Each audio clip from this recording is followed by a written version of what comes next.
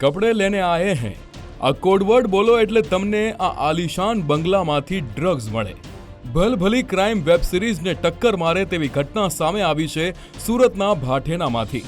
ધોરણ 3 pass drugs પેડલરે ટેકનોલોજીનો એવો ખોટો ઉપયોગ કર્યો કે પોલીસ પણ ઘૂમરી ખાઈ ગઈ। ઝૂંપડાઓ વચ્ચે આલિશાન 3 માળનો બંગલો બનાવ્યો અને આજુબાજુ 25 સીસીટીવી ગોઠવી દીધા અને ઘરમાં 55 ઇંચના ટીવીમાં કેમેરાની લાઈવ ફીડ જોતો અને ચેક કરતો રહેતો કે પોલીસ આવતી તો નથી ને। સીસીટીવીથી સજ્જ કંટ્રોલ રૂમ થકી આ વ્યક્તિ ડ્રગ્સની હેરાફેરી કરતો હતો। 500 મીટરમાં સીસીટીવી ગોઠવી ઘરમાંથી પોલીસ પર નજર રાખતો।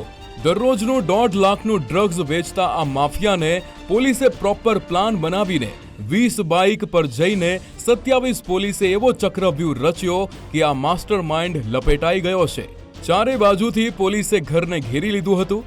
ઘરમાંથી 2 loaded pistol, 4 walkie talkie, 16 lakh રોકડા પણ પોલીસે જપ્ત કર્યા છે।